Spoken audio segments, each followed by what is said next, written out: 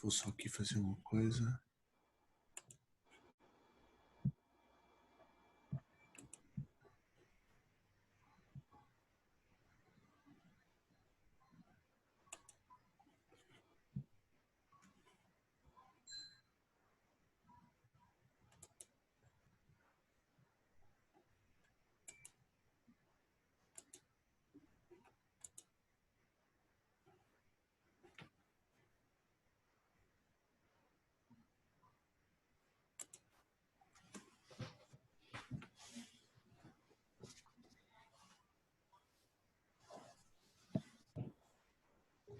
Bom, eu acredito que já estamos na hora, né? Todos estão aqui, eu acredito que as pessoas também vão entrando.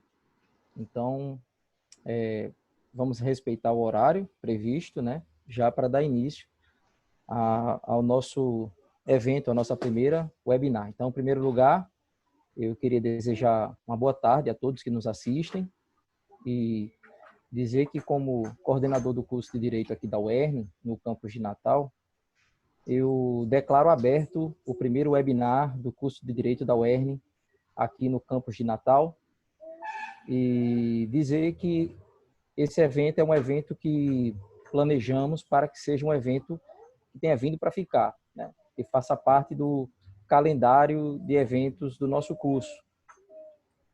E também dizer que não se faz um evento dessa magnitude, né, sozinho, não se faz. Então, tudo foi pensado aqui, tudo foi executado a várias mãos. E, nesse sentido, eu gostaria de agradecer aos professores do nosso curso de Direito, da UERN, de Natal, pelo apoio, a direção do campus de Natal, na pessoa do nosso diretor, Chico Dantas, a Priscila e Wagner, do setor de mídias do campus de Natal, que estão dando todo esse apoio operacional. Ao Centro Acadêmico, Rosemary Souza, pela parceria, né? Eles têm espaço na nossa programação e vão trazer uma discussão bastante relevante. Enfim, a todos que, direta ou indiretamente, contribuíram para a execução desse projeto. Então, sem mais delongas, eu, desde já, gostaria de passar a palavra para o moderador do nosso debate, o professor doutor Sérgio Alexandre de Moraes Braga Júnior, para fazer as apresentações iniciais. Boa tarde a todos, em especial nosso palestrante maior, o professor doutor João Miranda, ao professor Carlos Sérgio pelo convite, o Gel da Silva, a todo o corpo discente aqui presente nesse primeiro webinar, ao nosso corpo de colaboradores, na pessoa de Priscila, e de todos os outros que colaboraram, dentre os colegas, membros do corpo do Centro Acadêmico, a organizar esse primeiro webinar. Nós temos uma presença ilustre, que é o professor auxiliar Dr. João Miranda, que tem como área de interesse direito administrativo, direito urbanístico, direito do ambiente, direitos fundamentais. Ele possui licenciatura em Direito na Faculdade de Direito da Universidade de Lisboa, em 95, mestrado em Direito também na Faculdade de Direito da Universidade de Lisboa, em 2001, doutoramento em Direito na Faculdade de Direito da Universidade de Lisboa, em 2011. Ele é membro de corpo investigativo, o investigador principal do Centro de Investigação de Direito Público do Instituto de Ciências Jurídico-Políticas da Faculdade de Direito da Universidade de Lisboa, responsável pelo projeto de investigação sobre serviços públicos, água e resíduos. Tem como atividade docente de investigação em outras instituições de ensino superior, responsável pela disciplina de seminários de mestrado, estudo superior técnico na Universidade Católica Portuguesa, na Escola de Direito do Porto. Além de exercer suas atividades profissionais como advogado, jurisconsulto, apto e inscrito no Centro de Arbitragem Administrativa. Tem muitas publicações, dentre as mais relevantes, as relações entre planos territoriais, em alguns problemas, a revista jurídica da Faculdade de Direito, o papel da Assembleia da República na Constituição Europeia, a dinâmica jurídica do planejamento territorial, alteração, revisão e suspensão de planos.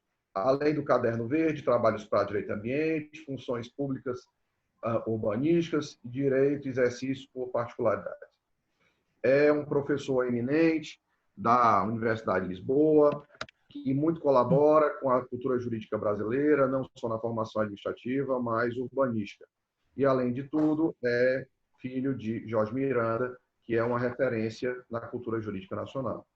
Sendo assim, em aberto ao primeiro webinar, eu passo a palavra para o excelentíssimo senhor doutor João Miranda. Muito bem. Muito boa tarde a todos. Quero começar por agradecer este honroso convite que me foi dirigido pelo professor Carlos Sérgio Gurgel da Silva, dizer que é uma honra estar aqui e participar neste webinar, nesta sessão da Universidade do Estado do Rio Grande do Norte. Estive em Natal há 25 anos, talvez no futuro venha a haver oportunidade para regressar, esperemos que depois de passada esta pandemia do Covid-19, assim como haverá seguramente oportunidade também para que possam vir a Lisboa depois desta situação passar. Queria igualmente cumprimentar o professor Sérgio Alexandre Moraes Braga Júnior, dizer que é também uma honra para mim estar a participar nesta sessão, nesta mesa, presidida pelo professor Sérgio Alexandre Moraes Braga Júnior.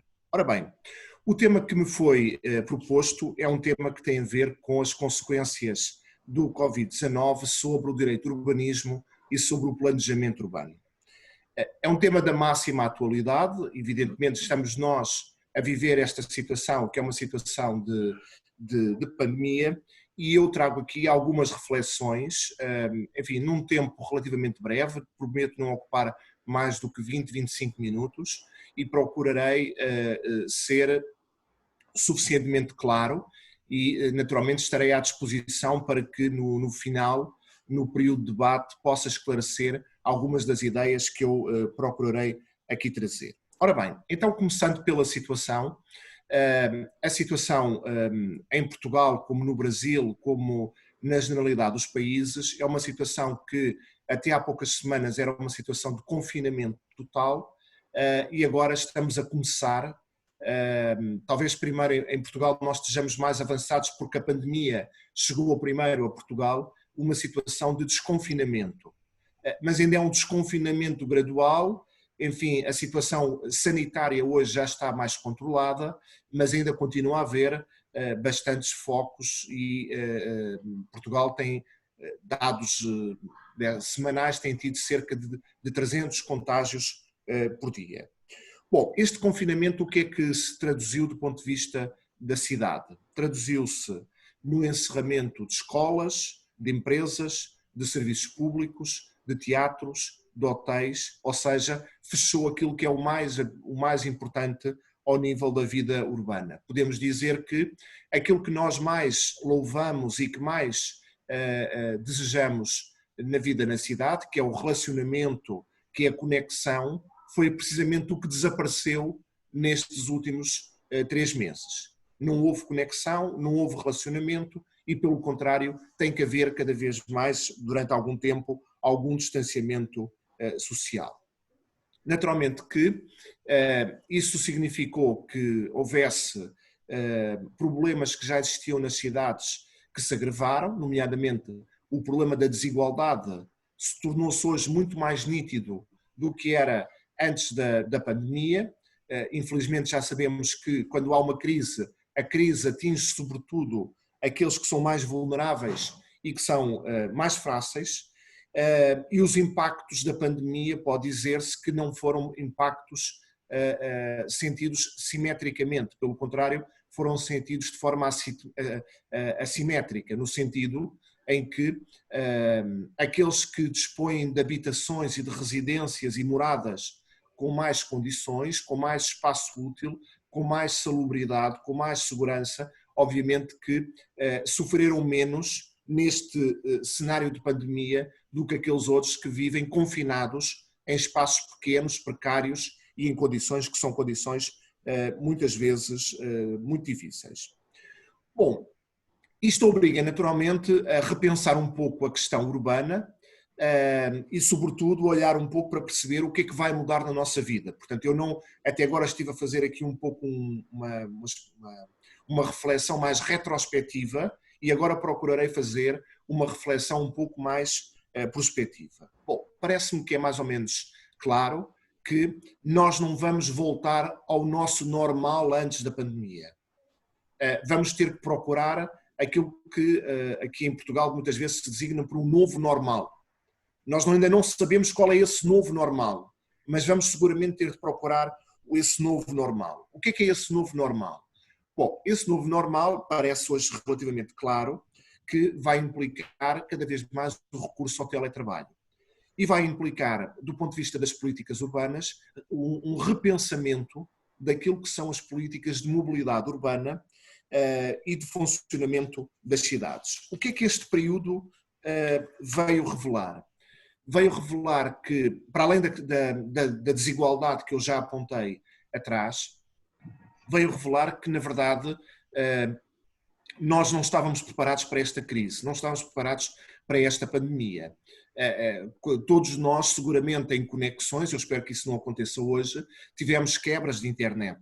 Tivemos situações em que, no fundo, aquilo de que estamos a falar é que as infraestruturas digitais, que também são infraestruturas urbanísticas, estas infraestruturas digitais não suportaram a carga de utilização que se gerou neste tempo de pandemia. E, portanto, este é um primeiro aspecto que eu queria aqui deixar em termos de reflexão prospectiva, é que vamos ter que fazer um investimento ao nível das infraestruturas digitais. E, portanto, se há infraestruturas urbanísticas onde os estados, as cidades, os municípios vão ter que fazer investimento, seguramente que é ao nível do reforço das infraestruturas digitais. O segundo aspecto que eu queria deixar aqui é um aspecto de natureza mais meioambiental, ou se quiserem, de natureza ecológica. É que, de certa forma, nós descobrimos que era possível viver nas nossas cidades com mais qualidade de vida e com um ambiente mais puro, com menos poluição atmosférica, com menos emissões de dióxido de carbono e, de repente, ficámos maravilhados com isso tudo. A questão é saber, é possível, quando nós voltarmos ao normal, ainda que seja o tal novo normal, que nós tenhamos cidades com essa qualidade ambiental, com essa sustentabilidade? É uma dúvida para a qual neste momento ainda não existe resposta. De qualquer forma, deixo aqui alguns dados, que são dados públicos, nomeadamente são dados do Banco Mundial. As cidades são responsáveis por 2/3 dos consumos energéticos mundiais e não me parece que isso vá mudar radicalmente, porque a tendência das pessoas pretenderem viver na cidade vai significar que o consumo de energia vai continuar a ser essencialmente realizado na cidade. E outro dado também muito relevante, as cidades são responsáveis por 75% das emissões de dióxido de carbono. E isto vai ter que mudar seguramente. Isto, aliás, já devia ter mudado desde o Acordo de Paris de 2015 e já deveríamos ter procurado desenvolver políticas urbanas que assegurassem este combate à poluição. Seguramente, parece-me que eu não gosto daquela ideia de que todas as crises são oportunidades, porque infelizmente quando dizemos isso esquecemos que há sempre alguém que sofre mais com as crises e há sempre alguém que fica para trás nas situações de crise. Portanto, eu não gosto de dizer que as crises são oportunidades, mas gosto de dizer que as crises devem ser encaradas como aceleradores da mudança e, portanto, que devem forjar uma mudança que seja uma mudança também ao nível das políticas.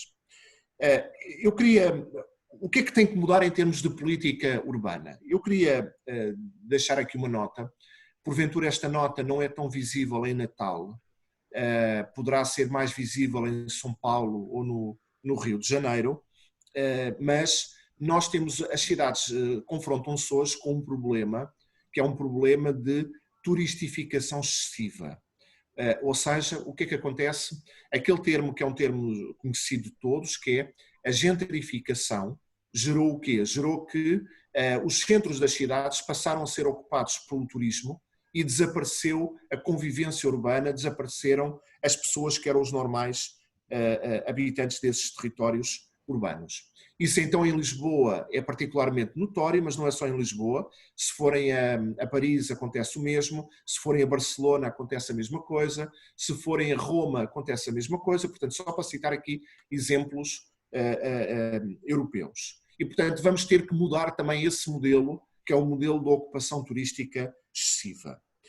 Também queria dizer que esta pandemia pode ser uma oportunidade para refletir um pouco, não apenas sobre aquilo que nós fazemos ao nível das cidades, ao nível da vida urbana, mas também sobre aquilo que fazemos a respeito daquilo que se costuma designar pelo solo rural.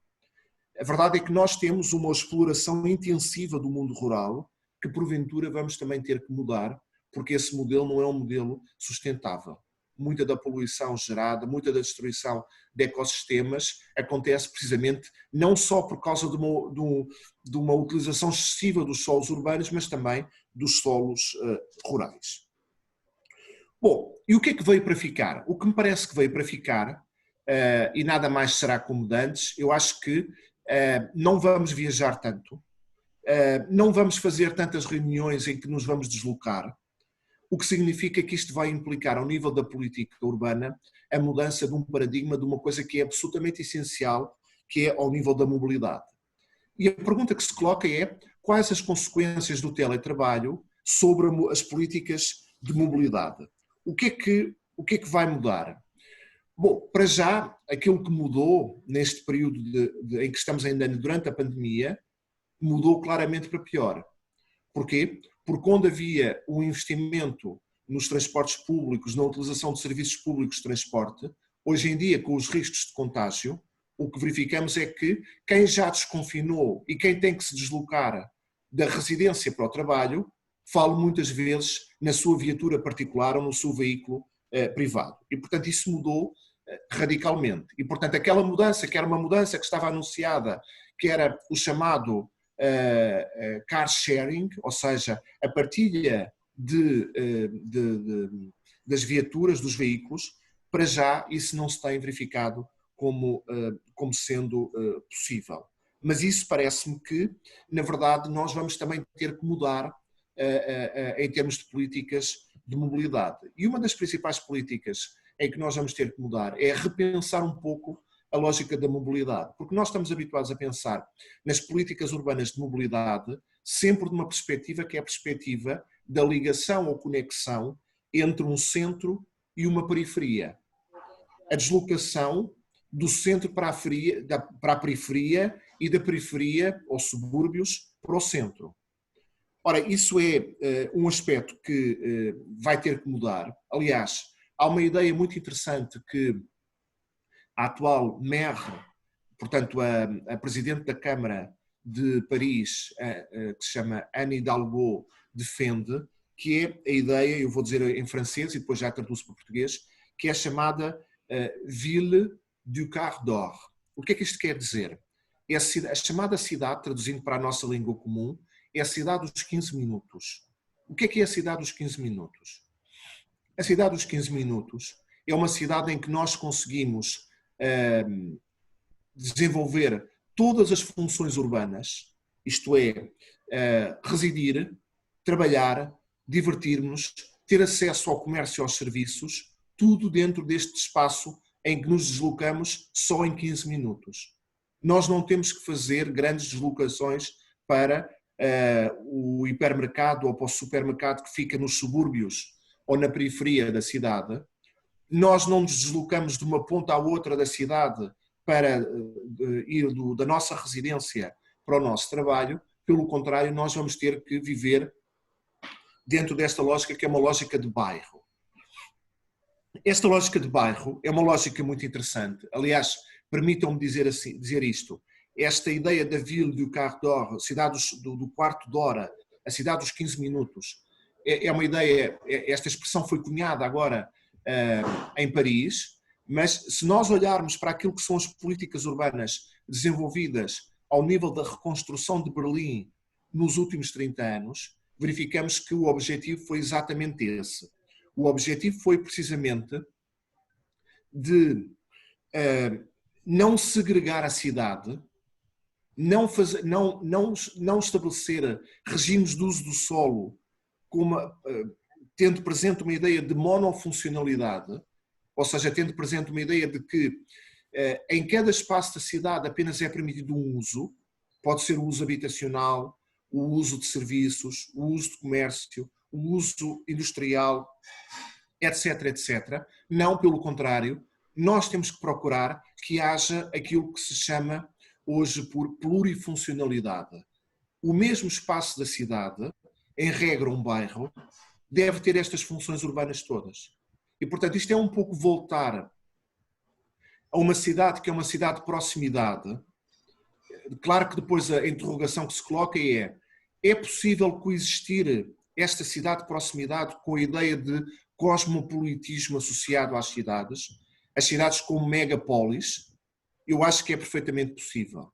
E é perfeitamente possível que nós mudemos também este modelo de cidade e que este modelo de cidade seja um modelo com esta mistura de usos urbanos, em que os próprios planos urbanísticos, o próprio planejamento urbanístico tem que ser feito com este objetivo, que é permitir que cada área da cidade, vamos chamar um bairro, usando a expressão francesa, um quartier, ou usando a expressão espanhola, um barrio, todas essas zonas da cidade devem ser zonas que devem ter a sua própria autonomia, sem necessidade que as pessoas circulem de um espaço para o outro. Eu não estou com isto a dizer que as pessoas não devem circular, mas estou a dizer é que as pessoas devem conseguir encontrar, dentro de um território que seja um território relativamente limitado, todas as funções que as cidades normalmente oferecem.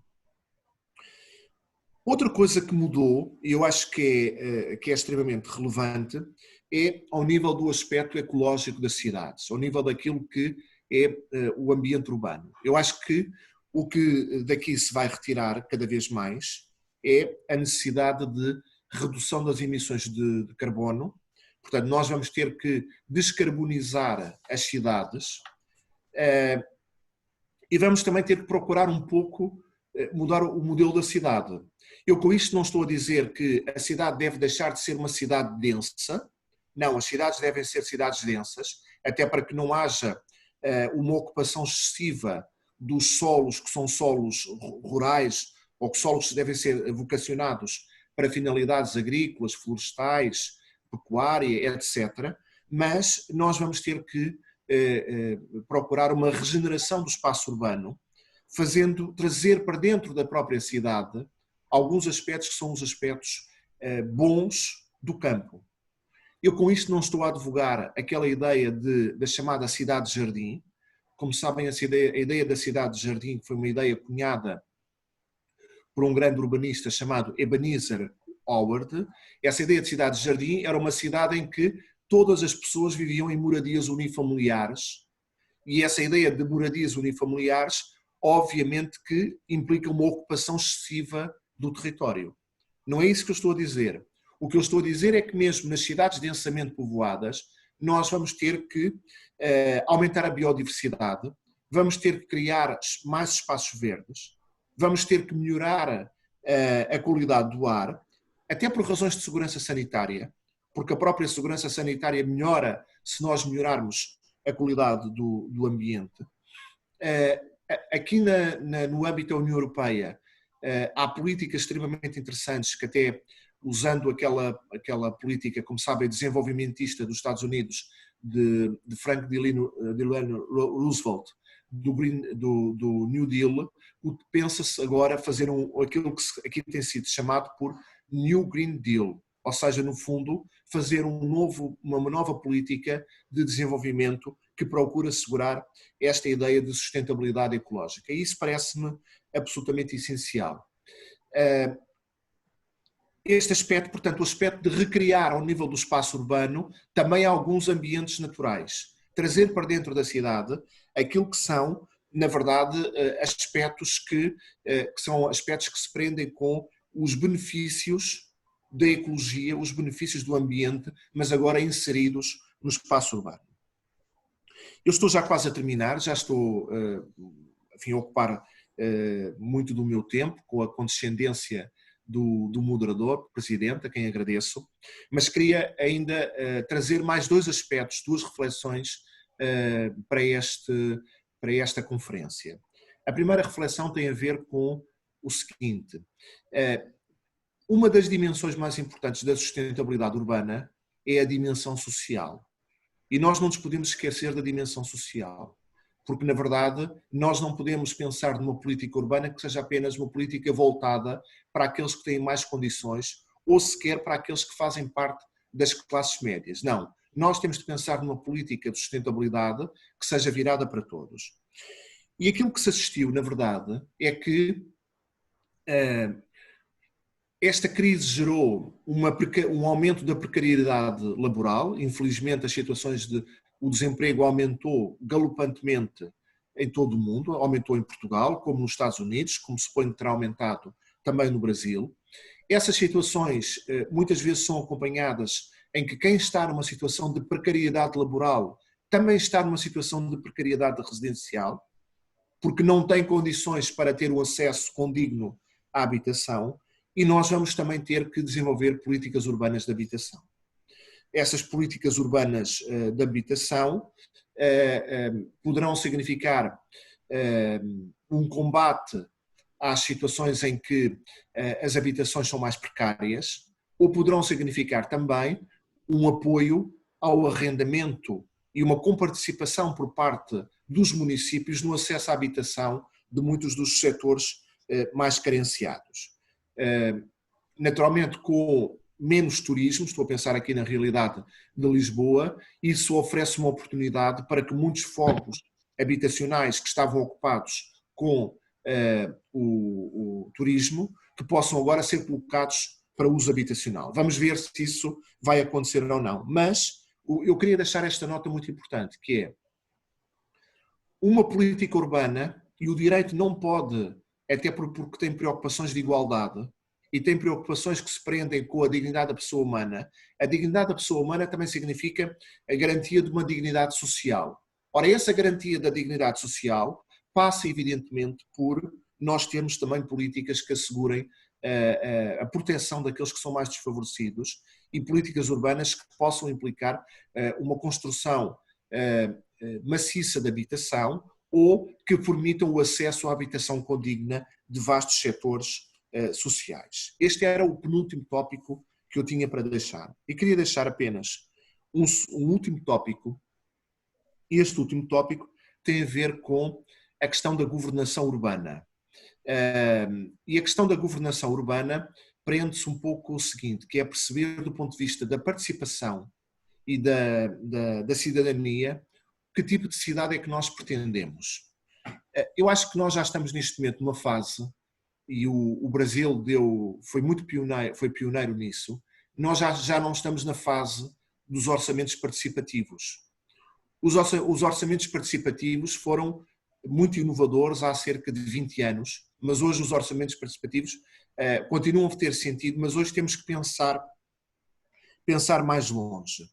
E o que eu digo ao nível de pensar mais longe é que nós temos que pensar em políticas em que os próprios cidadãos possam participar nas suas realidades mais próximas. Eu vou dar um exemplo. Aqui em Lisboa há um programa que tem um nome engraçado, que é Programa BIP-ZIP, ou seja, que é uma ideia chama-se Programa BIP-ZIP Lisboa 2020, e que no fundo procura estabelecer parcerias locais. Ou seja, o que é que isso significa? Significa que é uma espécie de microcrédito, apoio que é dado a iniciativas locais, para que essas iniciativas locais pode ser, por exemplo, uma loja de bairro, pode ser um pequeno restaurante, pode ser a recuperação de um espaço urbano e, portanto, em que haja apoios a esse tipo de ações. Naturalmente, essas ações são ações de participação, ou seja, em que a administração confia plenamente nos cidadãos. E, portanto, parece-me que fica este tópico.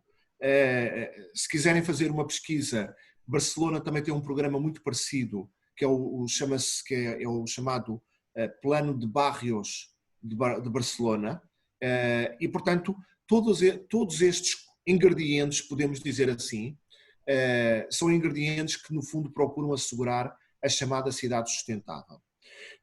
Portanto, para finalizar esta minha primeira intervenção, queria dizer que, repito, não olhemos para a pandemia como uma oportunidade, mas olhemos para a pandemia, porque há sempre quem fica para trás, mas olhemos para a pandemia como um acelerador das mudanças que nós pretendemos fazer na cidade.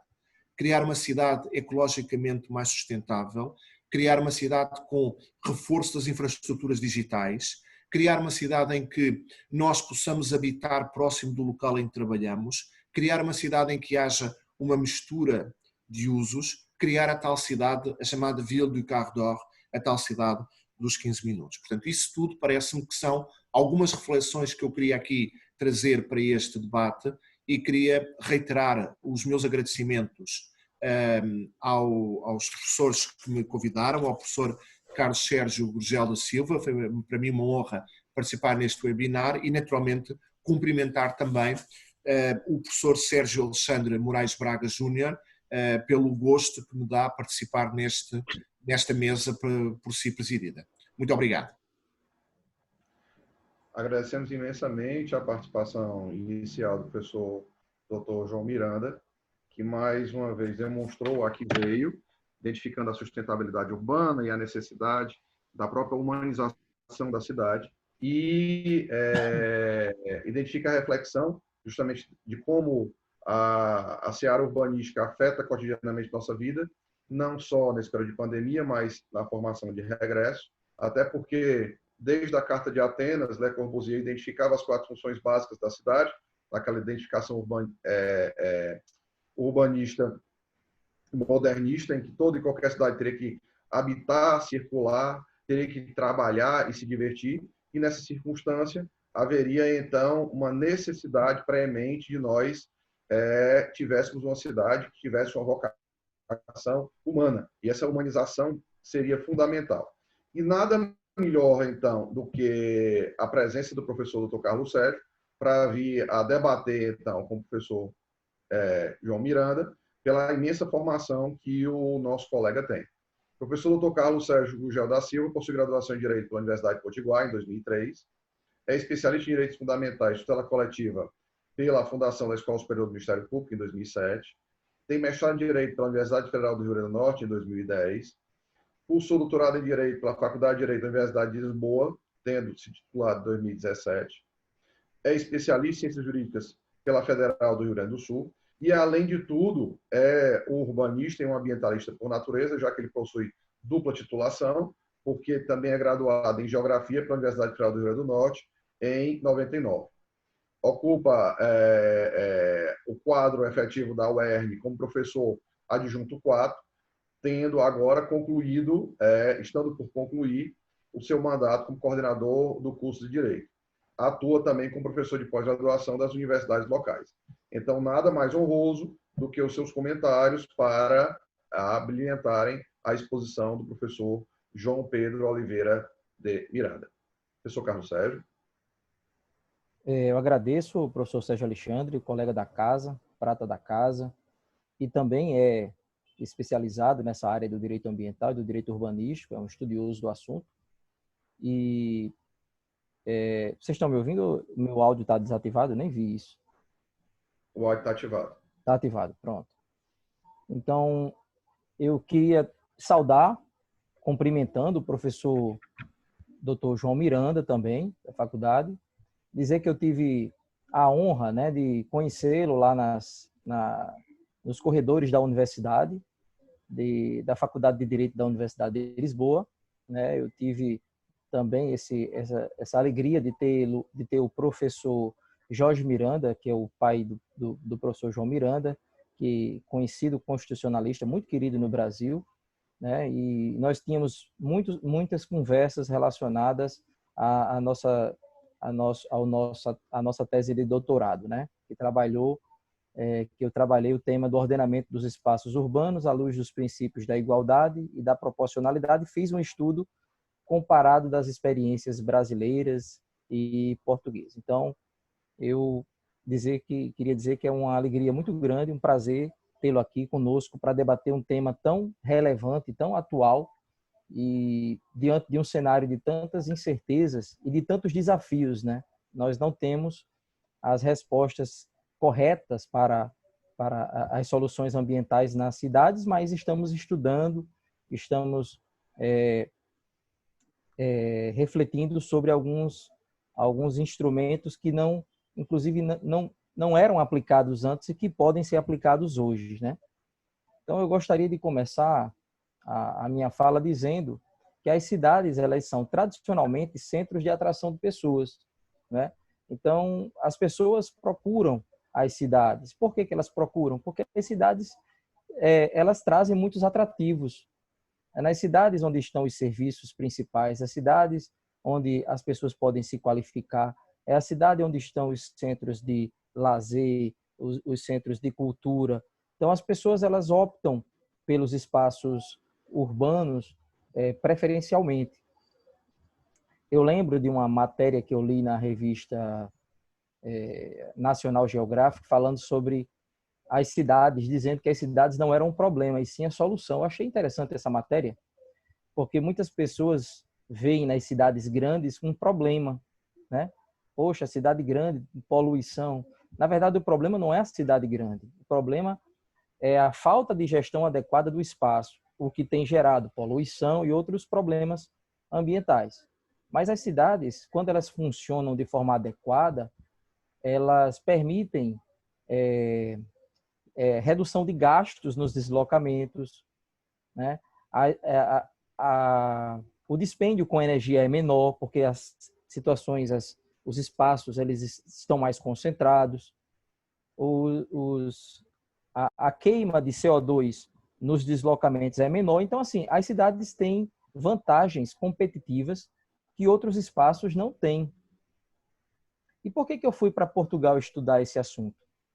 Porque eu acho interessante é que Portugal faz uma diferenciação, trabalha de forma diferenciada o direito urbanístico do chamado direito do ordenamento do território, né? Então, que é estudar a cidade e todos os seus aspectos e estudar os espaços não urbanos, né? O território, de uma maneira geral, vista de uma forma mais ampla. Então, eu acredito, e inclusive defendi na minha tese de doutorado, que o planejamento urbano ele precisa ser inclusivo.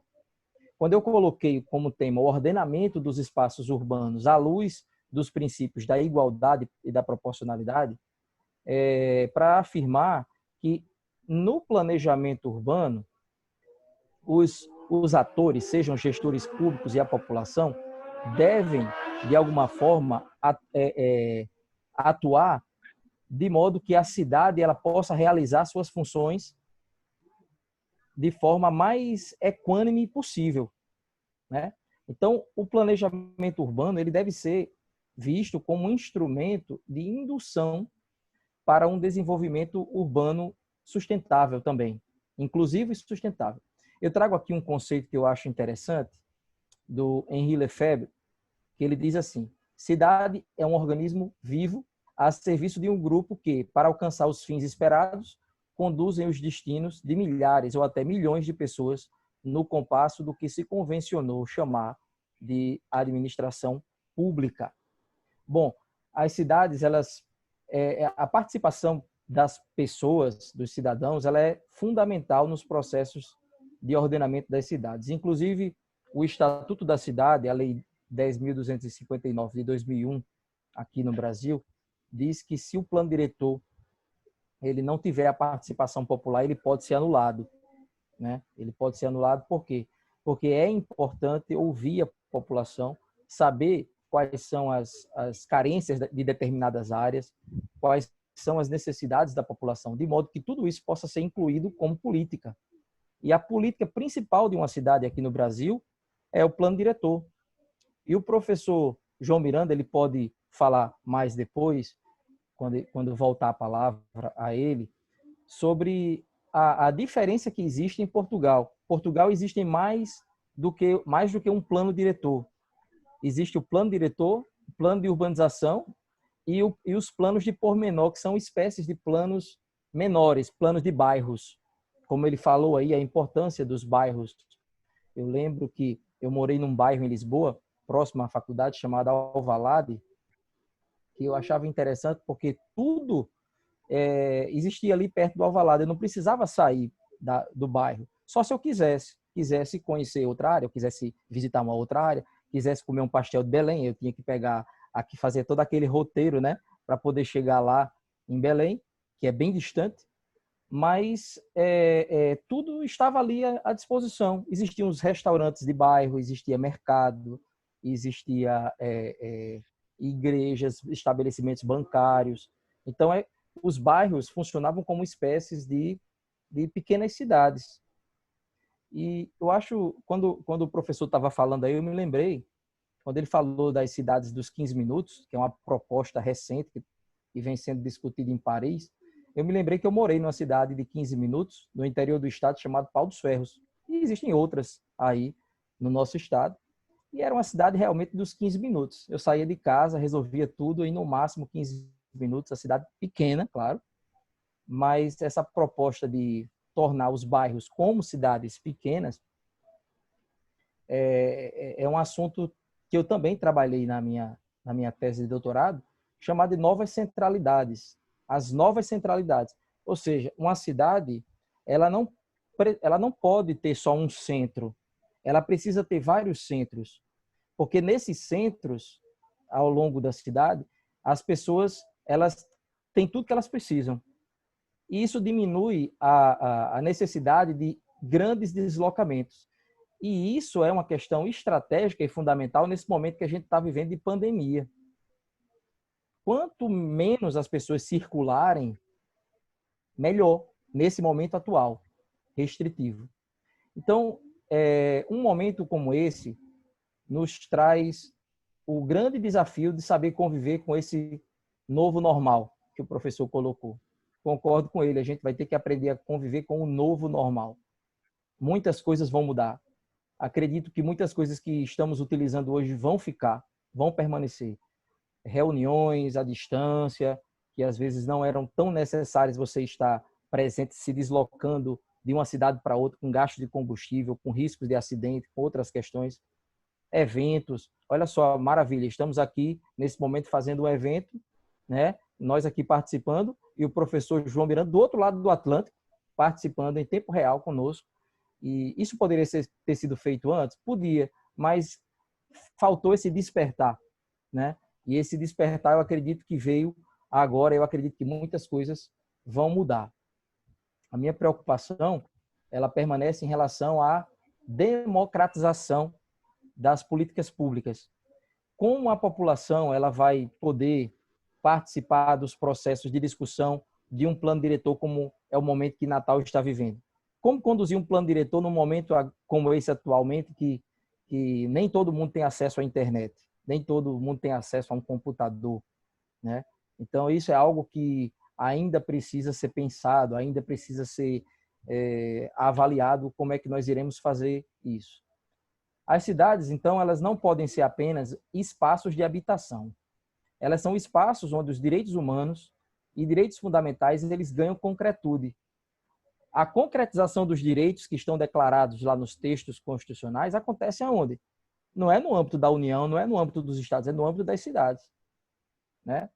Então, é importante, sim, que as políticas urbanas elas permitam que o espaço urbano cresça de forma sustentável, permitindo-se a interconectividade entre todas as áreas, elevando-se o que lá em Portugal se chama de competitividade territorial. E eu estou puxando essa questão da competitividade territorial para a discussão da cidade, porque lá a discussão está mais no âmbito do ordenamento do território, né? Porque há uma discussão de que Portugal é um espaço comparado com o Brasil pequeno, mas há uma concentração de população praticamente em duas cidades, Lisboa e no Porto. Então há essa discussão de que algumas áreas de Portugal não teriam os investimentos necessários e as infraestruturas necessárias para que pudesse ter um nível de competitividade em relação a todo esse sistema global que conecta os países e as localidades, né? Então,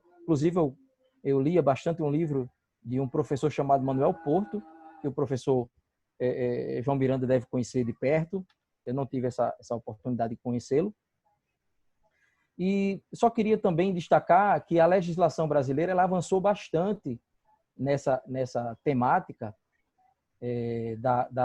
do direito ambiental e do direito urbanístico com a Constituição de 1988, mas assim, somente em 2001 que o país criou sua Lei Geral da Política Urbana, né, que é o Estatuto da Cidade, que lá no artigo 2º da Constituição, dessa lei, diz assim: a política urbana tem por objetivo ordenar o pleno desenvolvimento das funções sociais da cidade e da propriedade urbana, mediante as seguintes diretrizes. Aí tem várias diretrizes aqui que eu só vou citar rapidamente, como, por exemplo, a garantia do direito às cidades sustentáveis. Então, o que é uma cidade sustentável?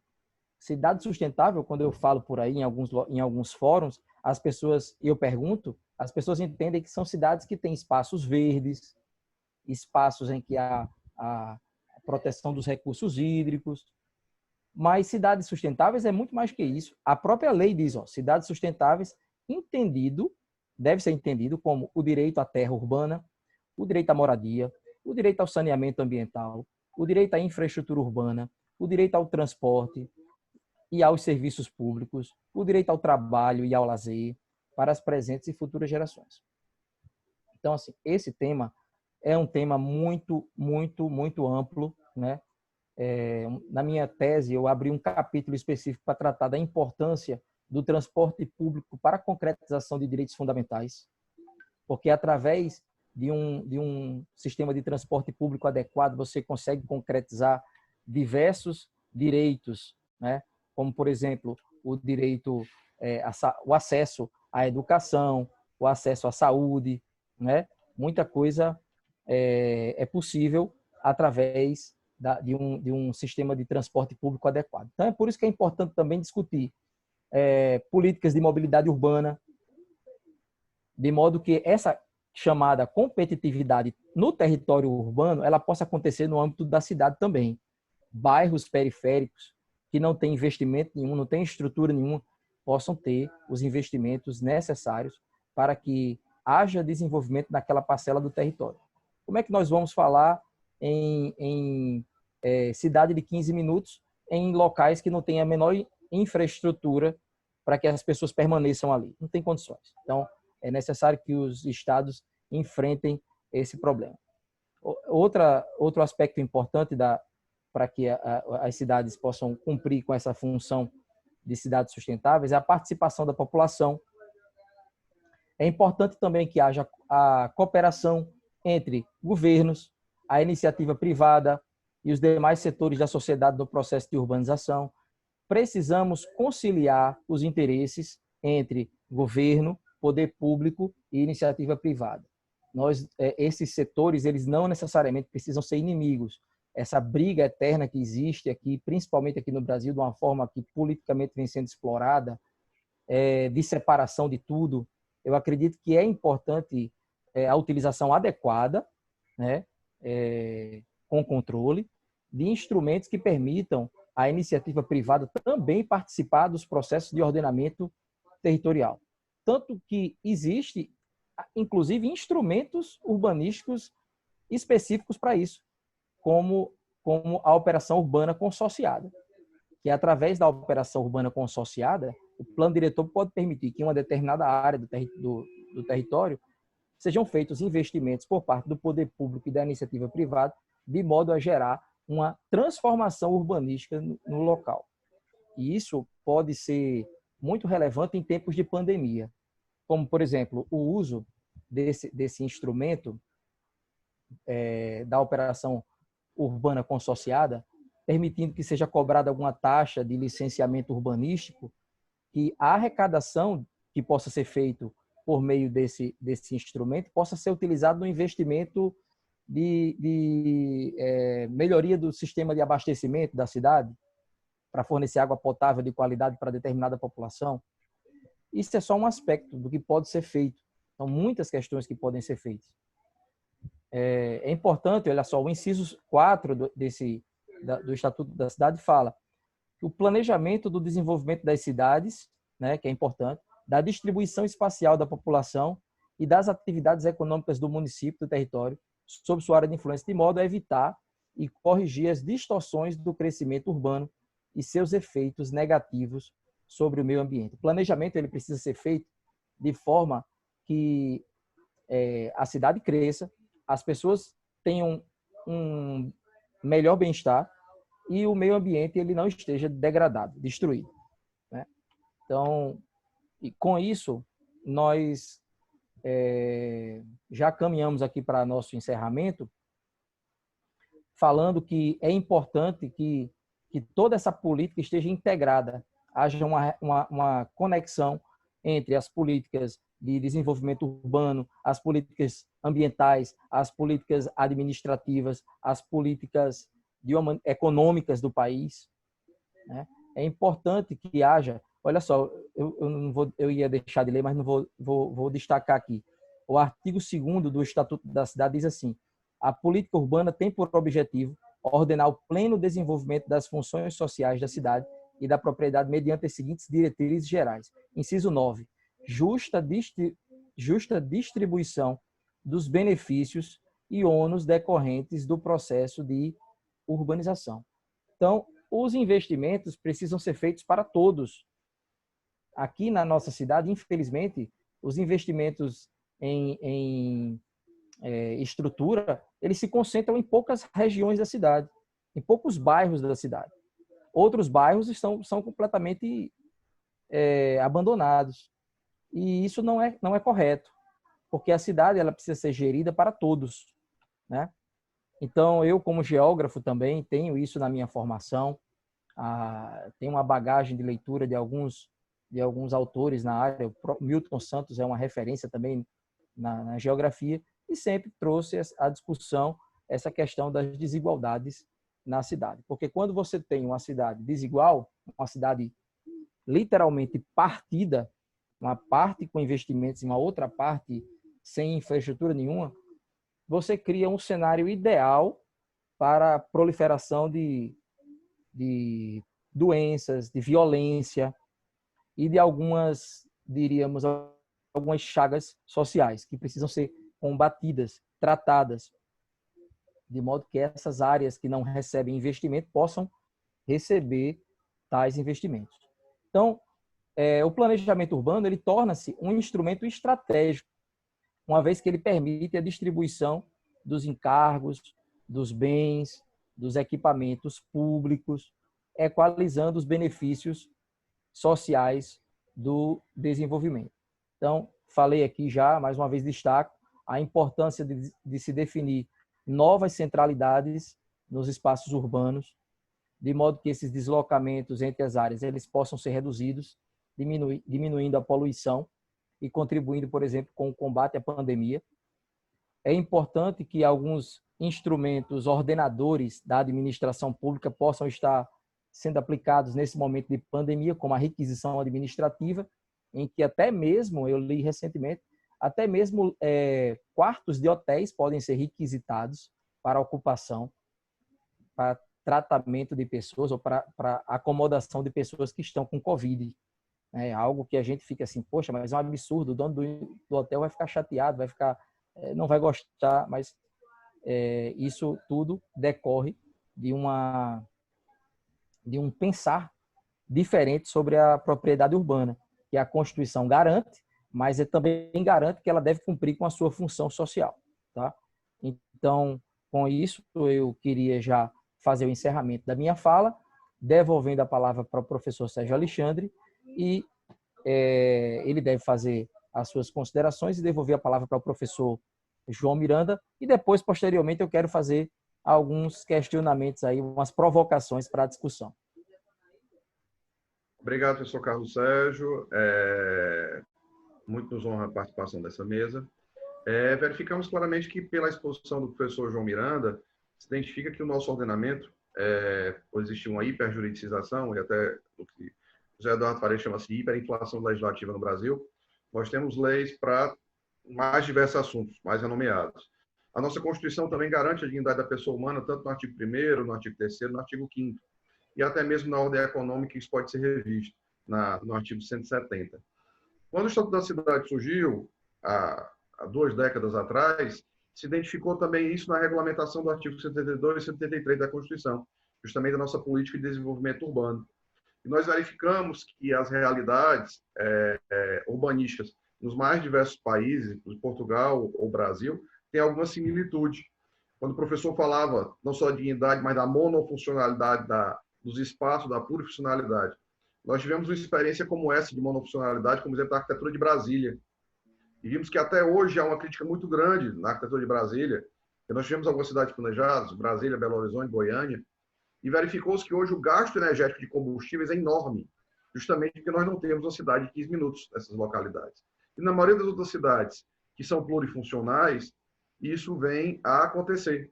E para isso, como nós somos um Estado federativo, nós temos as leis de ocupação do solo urbano, as LUOS, legislações municipais que passam a se incorporar nas funções dos planos diretores, certo? E por termos um Estado altamente concentrado, surge em seguida o Estatuto das Metrópoles, que o brasileiro é, por excelência, hoje, concentrado em regiões metropolitanas, onde, na circulação de pessoas, na habitação, no uso dos recursos públicos, na educação, na saúde, nos problemas de assistência social, todos estão, em maioria, concentrados em grandes áreas urbanas. Teria muito para a gente discutir ainda nesse paradigma. Entretanto, para fortalecer o debate, eu vou fazer as perguntas iniciais de alguns colaboradores e depois eu passo a palavra de volta ao professor João Miranda e ao professor Carlos César a comentar. Tem duas perguntas iniciais de nossa discente, Maria Rita, que podem ser casadas. Na primeira, ela nos diz: na pós-pandemia, vislumbra a permanência de políticas públicas voltadas ao planejamento urbano, adotado no contexto da Covid-19? E a segunda, que pode ser casada com a primeira: em razão do caráter emergencial das medidas adotadas no enfrentamento à pandemia, é possível notar alguma desburocratização dessas políticas? Se sim, há alguns exemplos que podem ser citados no Brasil ou em Portugal? Eu devolvo a palavra, então, ao professor João Miranda e possíveis comentários do professor Carlos Sérgio. Muito obrigado.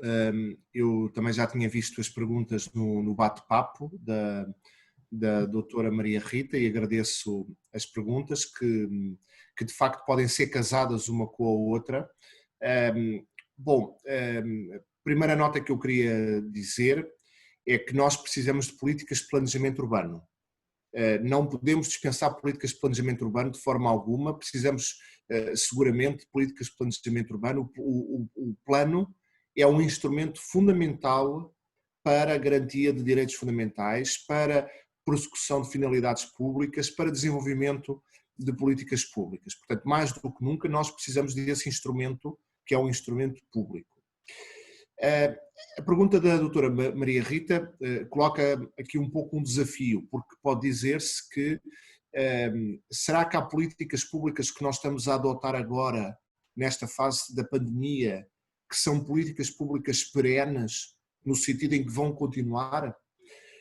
Bom, se nós pensarmos, por exemplo, ao nível das políticas de transportes, com esta situação sanitária grave que existe, nós estamos aqui perante um problema, que é aquilo que deveria ser o foco principal, que era a utilização do transporte público e de políticas de mobilidade em que não se utilizasse o transporte individual, aquilo que verificamos é que, pelo contrário, é isso que está a acontecer. Eu estou a citar aqui a realidade nacional, portuguesa, espanhola, assim mais próxima. Não sei se no Brasil tem acontecido exatamente a mesma coisa. Portanto, o que é que eu quero dizer com isto? Quero dizer que espero que essas políticas de mobilidade não subsistam. Portanto, nós precisamos, pelo contrário, de políticas de mobilidade assentes numa lógica de partilha. E, portanto, essa lógica de partilha quer dizer que tem que se combater cada vez mais o transporte individual. A segunda questão, que é a questão que tem a ver com saber o que é que se pode fazer do ponto de vista de desburocratização. Bom, eu acho que nesse particular nós temos que caminhar num sentido, e agora estou a pensar sobretudo ao nível da atividade administrativa, num sentido da desmaterialização de muitos dos processos. Em Portugal e no Brasil é seguramente assim que é igual.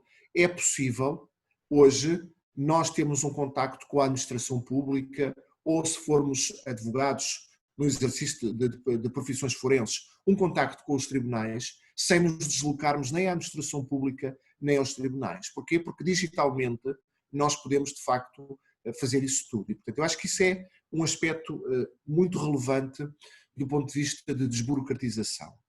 Mas queria também deixar esta nota, não sei se no Brasil as mesmas medidas foram adotadas, não sei se no contexto dos Estados ou no contexto da União, é que aqui colocou-se um problema que foi o seguinte: o que é que aconteceu, o que é que aconteceria aos cidadãos que tinham, por exemplo, cartões de identificação, cartões de condução ou outros tipos de títulos para exercício de atividade que caducavam neste período?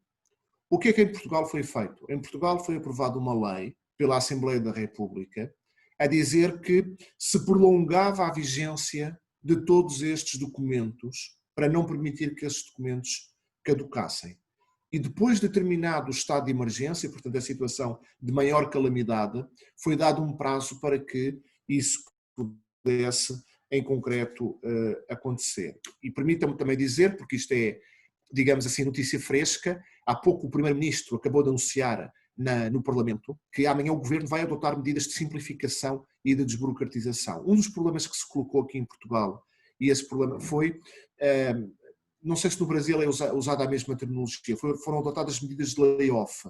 O layoff, no fundo, foram medidas para impedir que as empresas encerrassem com apoios em que o Estado suportava uma parte da retribuição e da remuneração. Ora, uma das grandes críticas que foi feita é que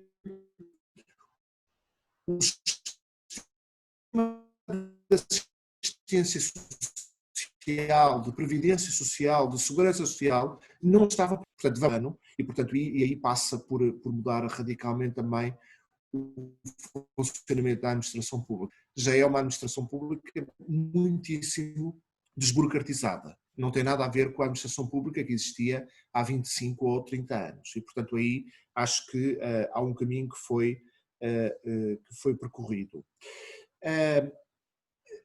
Eu não sei se o professor Sérgio Alexandre pretende que eu responda também à questão da doutora Eveline Oliveira ou fica para outra intervenção.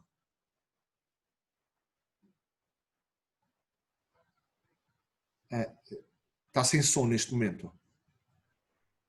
Fica à vontade, professor. Acho que o professor Carlos Sérgio pode comentar as duas. O senhor pode. Muito bem. Então, só para comentar, só para terminar a questão que foi suscitada pela doutora Eveline Oliveira, dizer que, de facto, nós temos aí um problema. Eu já referi isso na minha intervenção, que nós muitas vezes pensamos, e de facto os dados são impressivos, porque nós temos maior emissão de gases poluentes, emissão de dióxido de carbono nas cidades, mas também temos às vezes situações em que a atividade da agropecuária é desenvolvida de forma intensiva. Eu vou dar aqui um exemplo.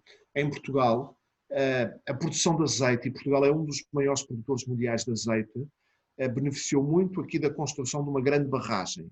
Mas isso levou a uma utilização intensiva do solo e a utilização de químicos que está a provocar um problema, que é desde logo um problema de desaparecimento de insetos, e está neste momento a provocar uma poluição bastante relevante. E, portanto, eu acho que muitas vezes quando nós pensamos nos problemas ambientais, pensamos só nos problemas ambientais no espaço urbano, nas cidades, mas também há às vezes gravíssimos problemas ambientais ao nível da agropecuária e em que temos que efetivamente pensar talvez num modelo económico diferente. E eu termino com uma última nota.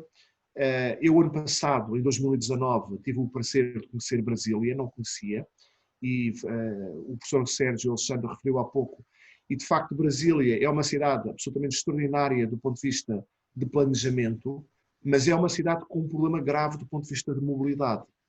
Porquê? Porque nós, para circular em Brasília, temos que circular ou num veículo automóvel ou num autocarro, noutros. Nós não podemos ir a pé, nós não conseguimos ir a pé em Brasília de um ponto ao outro da cidade.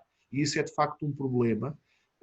Esse modelo de cidade, sendo Brasília uma cidade extraordinária, com peças de arquitetura fenomenais, a verdade é que é uma cidade que se pode dizer que hoje que não está pensada um pouco para aquilo que são os tempos modernos.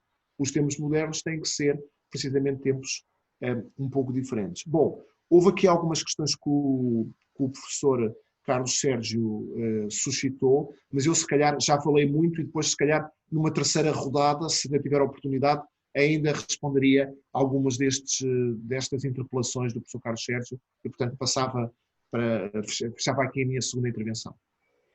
Professor João Miranda, eu acho que, para aproveitar o raciocínio, o senhor pode falar. Depois pode falar. Eu só queria, então, antes de o professor continuar, registrar a presença honrosa aqui no grupo do professor Edemburgo, coordenador da prática jurídica do nosso curso, e do professor Claudomiro Batista, nosso futuro coordenador, que entrou e saiu várias vezes aqui. Professor João, por gentileza. Muito bem, muito obrigado.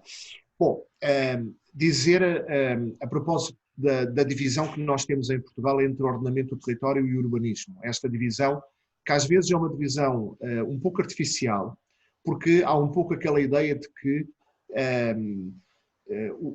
a cidade é área do urbanismo e, se quisermos, o espaço metropolitano é área do ordenamento do território. Só para não ir mais longe. Bom, na verdade não é exatamente assim, porque a cidade também pode ser o espaço do ordenamento do território.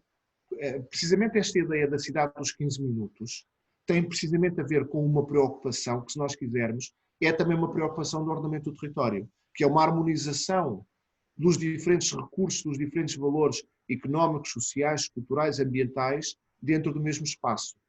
E precisamente para que não haja aquilo de que o professor Carlos Sérgio falou há pouco, que é a questão das novas centralidades. É isso mesmo que nós precisamos. Precisamos de uma pluralidade de centralidades dentro do espaço urbano. Não precisamos de um único centro que irradia e depois a toda a volta. Não, pelo contrário. Cada centro deve ter a sua própria centralidade. Deve haver vários centros. E, porventura, isso tem que ser feito, talvez com uma combinação entre políticas que são políticas de ordenamento do território com políticas urbanísticas.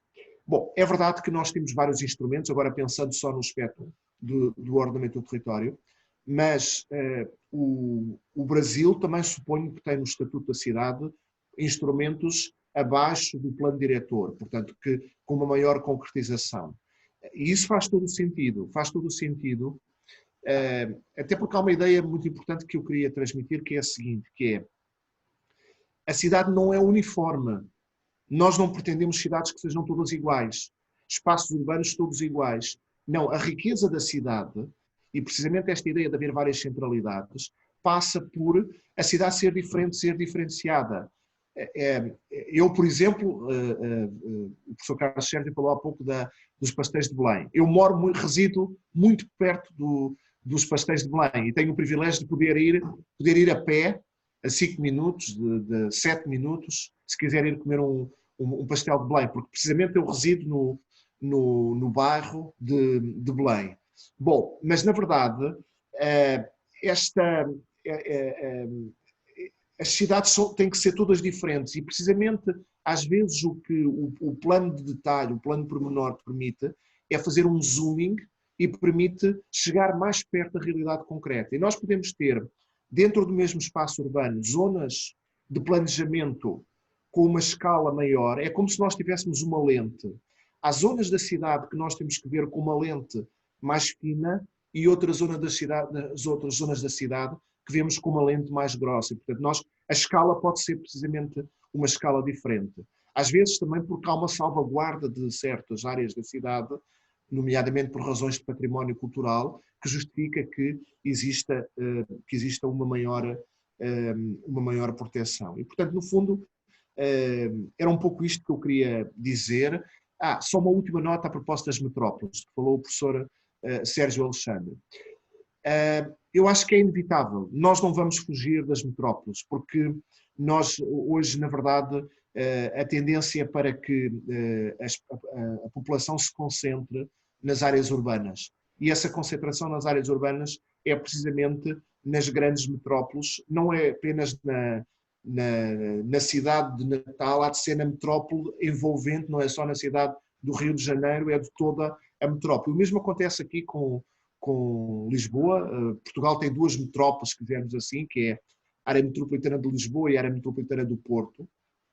Enfim, para a escala portuguesa, concentra uma parte relevante da população, concentram 7 milhões aproximadamente dos 10 milhões e meio que são a população portuguesa, portanto é proporcionalmente para a escala portuguesa, bem entendido, é relevante, mas eu acho que é inevitável que nós vivamos nas metrópoles e precisamente isso obriga também a desenvolver políticas metropolitanas, também políticas que são políticas de ordenamento do território, no fundo políticas que permitam que haja diferentes centralidades também dentro da grande metrópole, vamos chamar assim.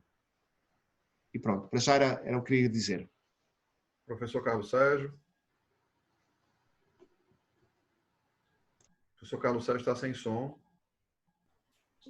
Eu queria fazer umas observações sobre os questionamentos da Maria Rita, que foram altamente pertinentes, quando ela coloca aqui, né, no pós-pandemia, vislumbra a permanência das políticas públicas voltadas ao planejamento urbano adotadas no contexto da Covid.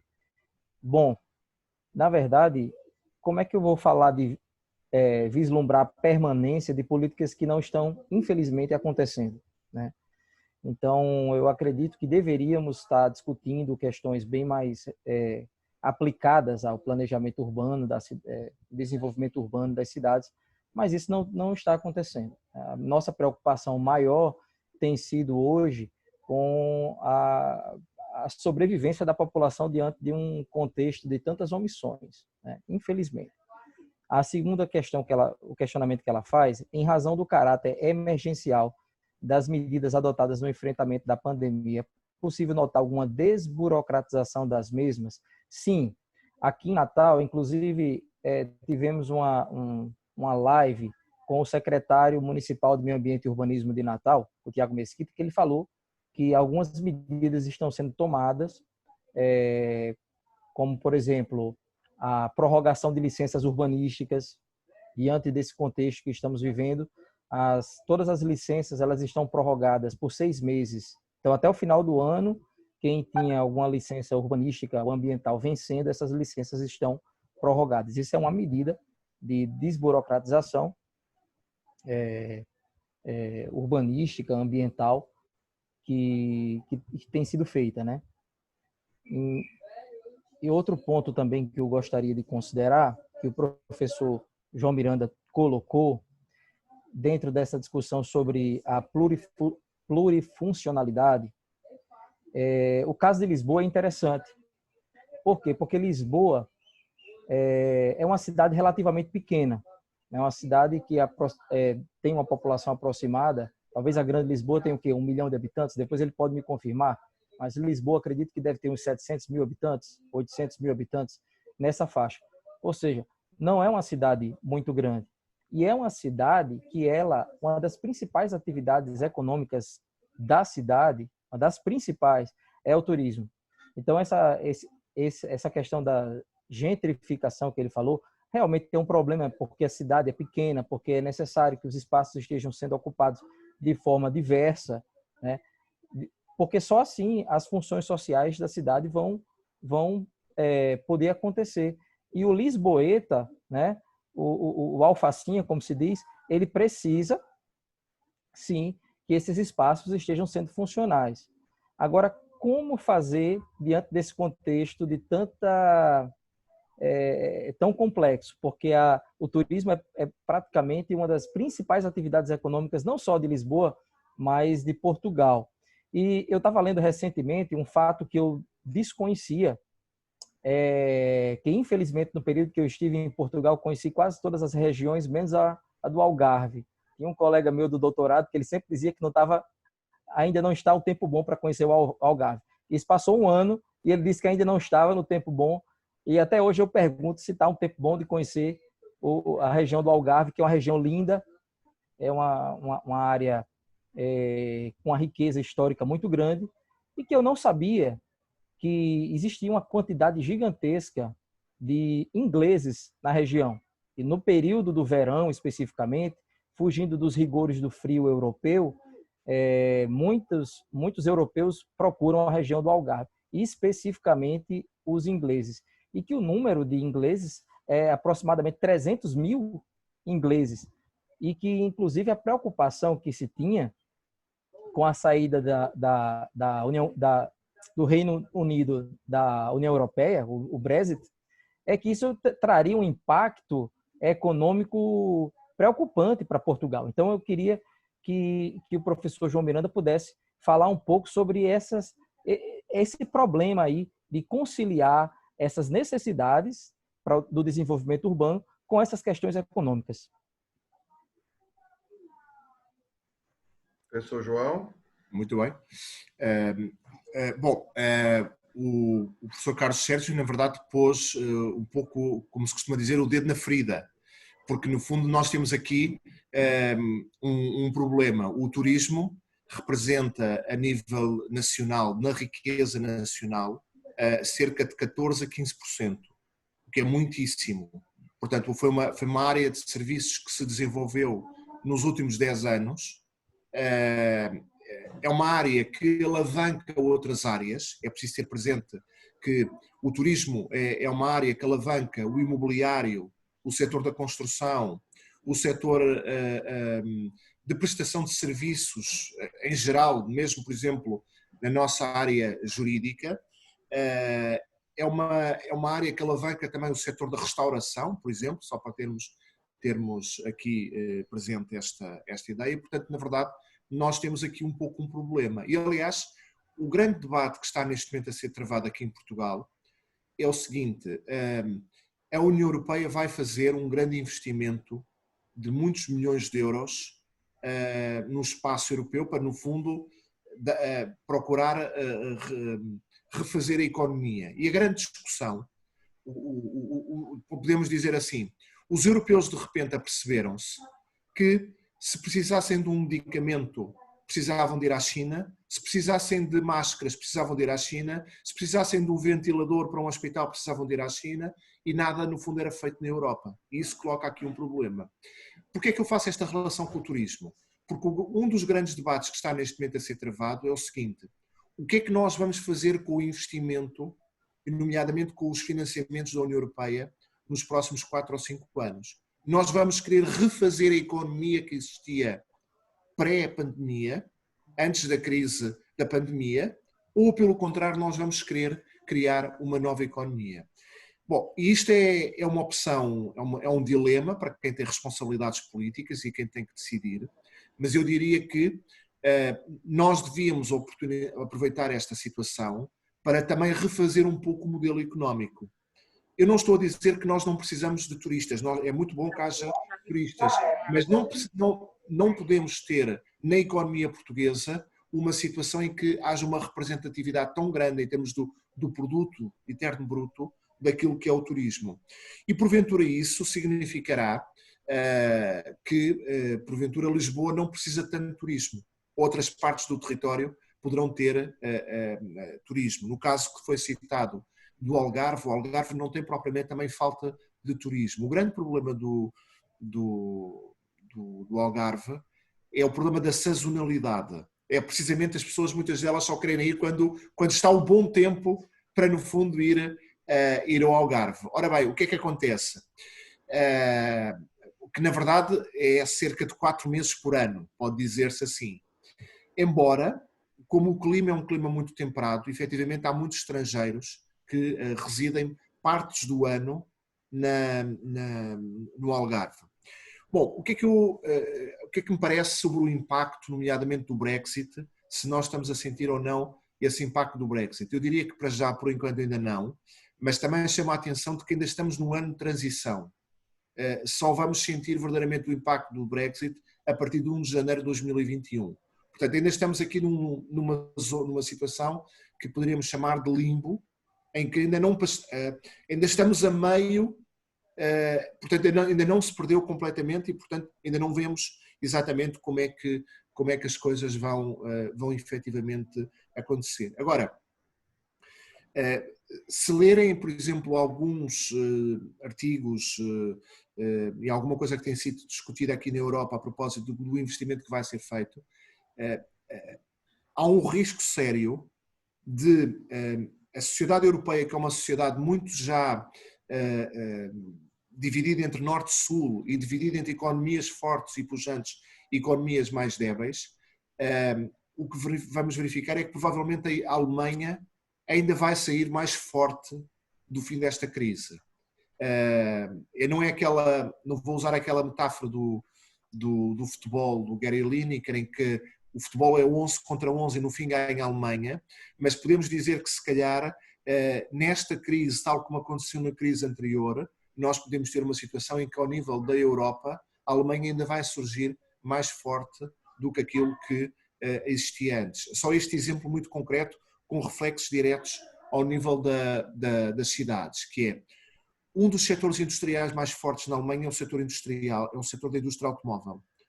É muito provável que esta crise venha a ser aproveitada para, por exemplo, novos carros elétricos e para que, por exemplo, no fim desta década, que agora está a começar, provavelmente vamos assistir a um fenómeno de descarbonização, mas no fim de tudo vai ser a Alemanha que vai continuar a dominar e vai continuar a ter este filão industrial e vai naturalmente continuar a ter este papel extremamente decisivo em termos económicos. E, portanto, eu acho que nós temos que repensar um pouco este nosso modelo económico, e repensar o modelo económico significa também olhar para as cidades de maneira diferente. Quando se anda, por exemplo, na cidade de Lisboa, que é uma cidade, como foi dito pelo professor Carlos Sérgio, relativamente pequena, a cidade de Lisboa, há 70, 80, 90 anos, tinha indústria. Hoje não tem indústria. Nós podemos dizer, por exemplo, se calhar, aqui na minha freguesia, que é a freguesia de Belém, a grande indústria que existe é precisamente os pastéis de Belém. Porque são vendidos 20 mil pastéis de Belém por dia e estamos num setor que emprega à volta de 250 pessoas, que ainda é muita gente neste contexto. E, portanto, o que é que eu quero dizer? O que eu quero dizer com isto é que eu não estou a dizer que nós temos que voltar a trazer a indústria para dentro da cidade. Se nós formos a Nova Iorque, também não há indústria dentro da cidade de Nova Iorque. E em Londres também não há indústria. Já houve, mas temos que, se calhar, não aquela indústria que consumia muita energia, não aquela indústria poluente, mas uma indústria mais tecnológica. Essa indústria provavelmente vamos ter que a trazer para dentro da cidade. Uma indústria muito mais clean ou limpa, e podemos ter esse tipo de indústria é compatível com outros usos e lá está com essa ideia de plurifuncionalidade. Portanto, a indústria já não é aquela visão clássica da chaminé a emitir gases poluentes para a atmosfera. Isso mudou. A indústria hoje é uma indústria cada vez menos, felizmente, cada vez menos poluente nesse campo, não seja noutros, nomeadamente ao nível da produção de resíduos, mas, portanto, há aí, na verdade, um grande debate que está a ser travado aqui ao nível da Europa. Eu suponho que esta semana é uma semana decisiva, porque a União Europeia vai aprovar, ainda há algumas resistências de alguns Estados, mas vai aprovar políticas de apoio económico, mas, lá está, existe aqui, pode dizer-se, um consenso nacional que não é para recuperar a economia que existia pré-Covid-19, pré-coronavírus. É para tentar fazer um novo setor económico, uma nova economia diferente e também uma nova economia urbana diferente da economia que existia antes. Espero ter esclarecido as questões do professor Carlos Sérgio. Sim, sim. Acho que sim. Registro mais uma vez a presença do professor Claudomiro Batista, aqui na nossa tela, nosso futuro coordenador com o corpo de estudantes.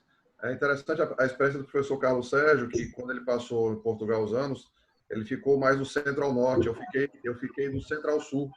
Então eu fui muitas vezes para Lagos e para Faro, porque era a ponta que eu achava que era mais próximo se eu fosse encontrar Sevilha e Granada. Eu queria fazer uma pesquisa em Granada. E o que realmente se via nessas cidades é que existem verdadeiros bairros desocupados.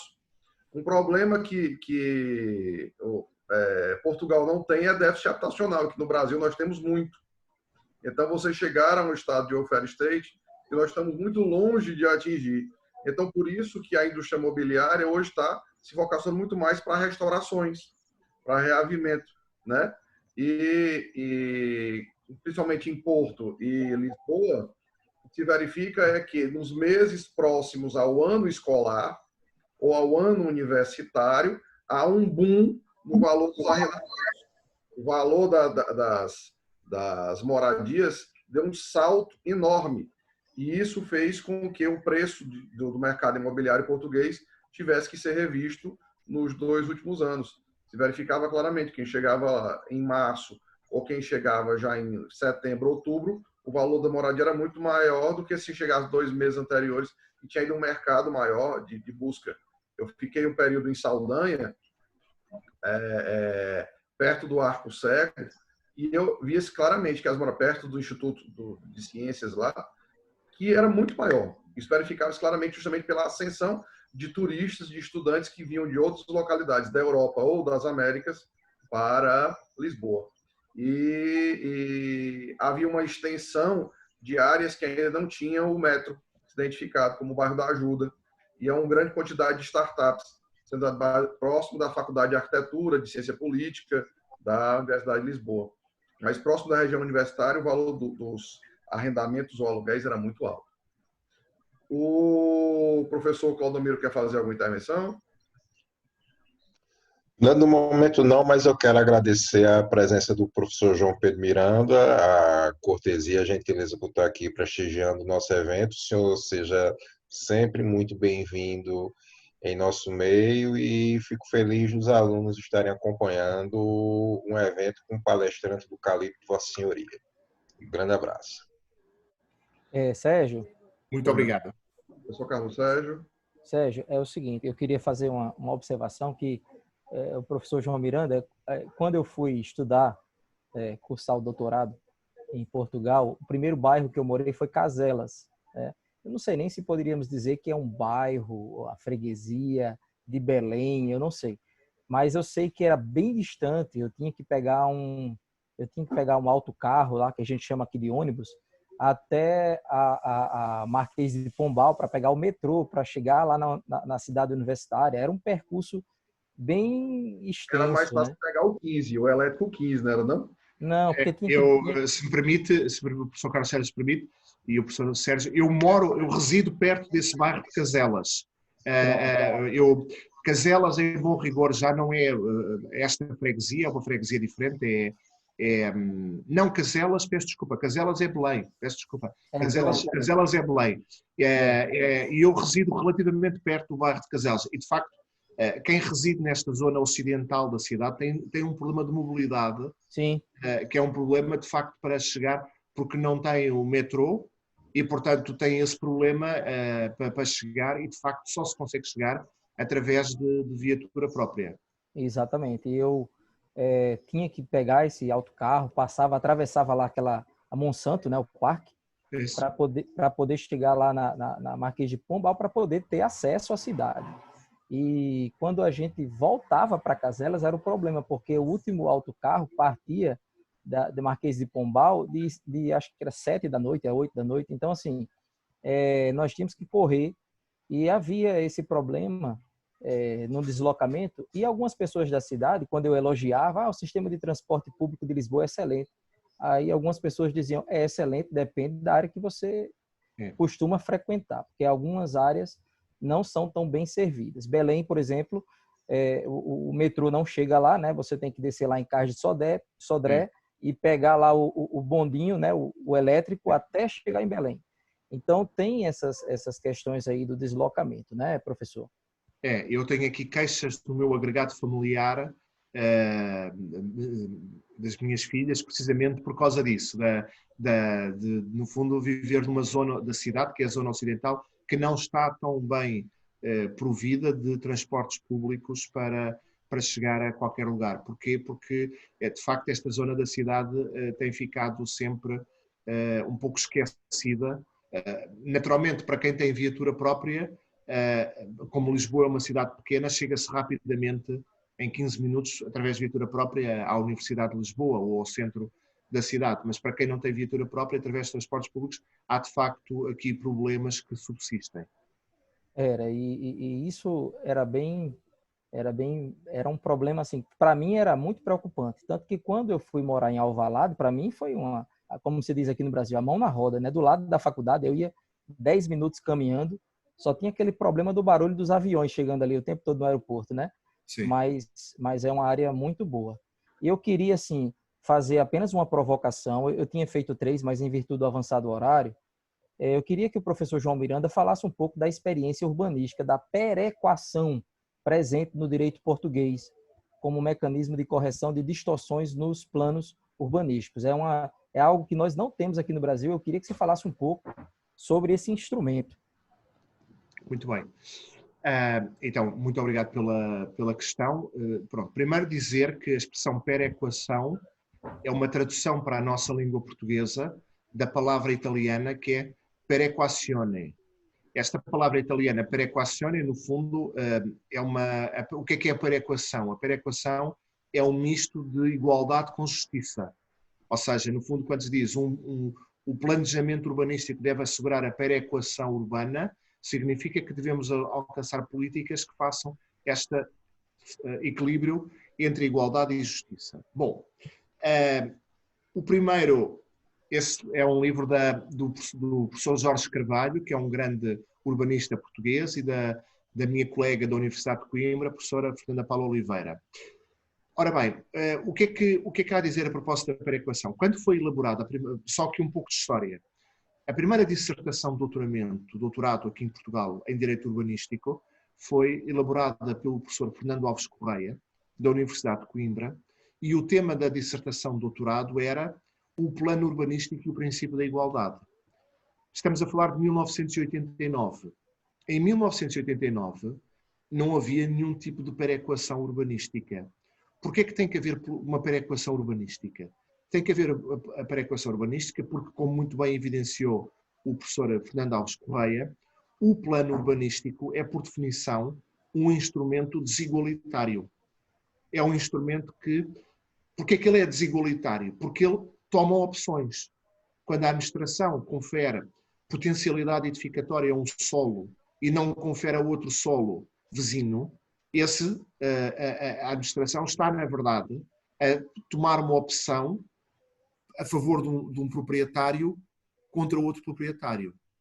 A questão que se coloca é, isso é aceitável ou isso é justo? Bom, naturalmente nós podemos ter situações diferentes. Podemos ter situações em que isso resulta de uma opção discricionária da administração pública. A administração pública decide discricionariamente classificar um solo como solo urbano com potencialidade edificatória e classificar outro solo ainda como solo urbano, mas sem potencialidade edificatória, ou classificar como solo rural, e está logo à partida a fazer uma discriminação entre proprietários. Pergunta, isto é aceitável e é justo? Bom, hoje a tendência nos planos diretores em Portugal é de integrar instrumentos perequativos ou instrumentos de perequação.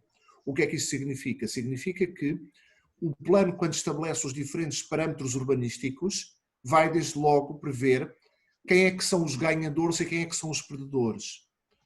Usando aqui citando aquela música do Zaba que todos conhecem, que é The Winner Takes It All, nós não podemos ter um sistema urbanístico em que haja vencedores, em que os vencedores fiquem com todos os benefícios e haja outros que fiquem com todos os encargos.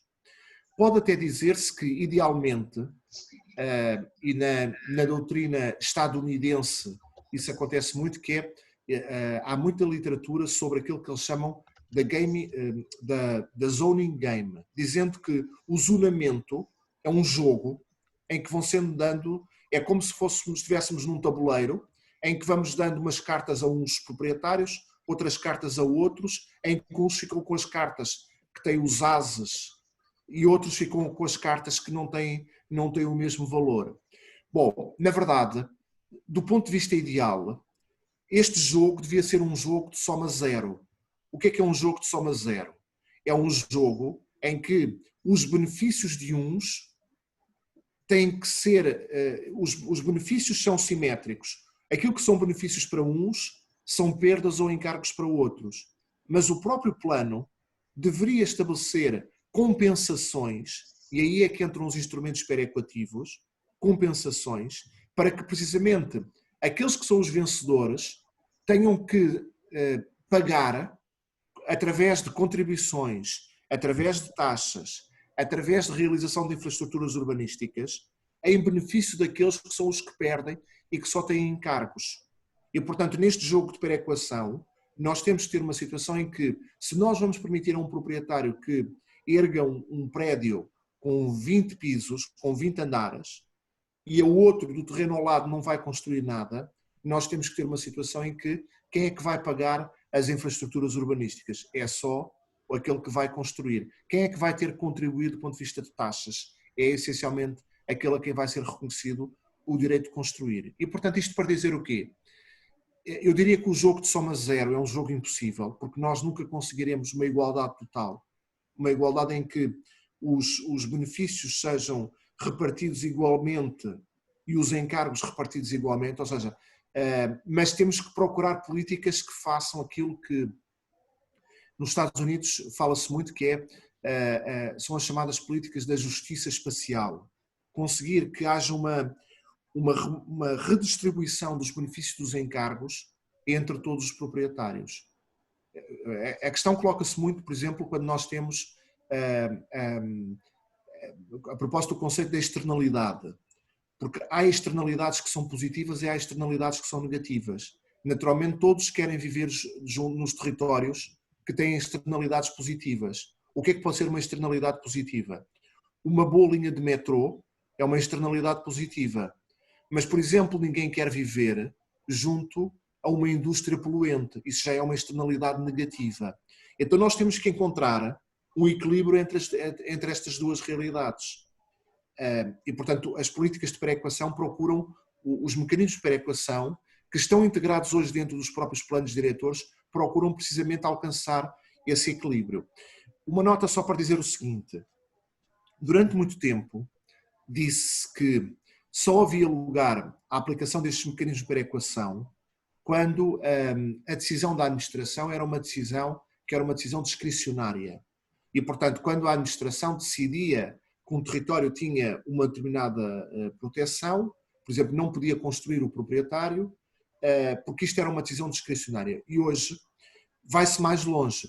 Porque, por exemplo, se nós dizemos assim, há um proprietário que tem um solo que presta aquilo que nós chamamos de serviços de ecossistema, porque nós entendemos que aquele solo deve permanecer como um pulmão verde dentro da cidade. Embora seja propriedade privada, nós temos que dizer o seguinte: bom, na verdade, aquele proprietário, que é proprietário de uma zona verde dentro da cidade, como é que ele está a contribuir para a cidade?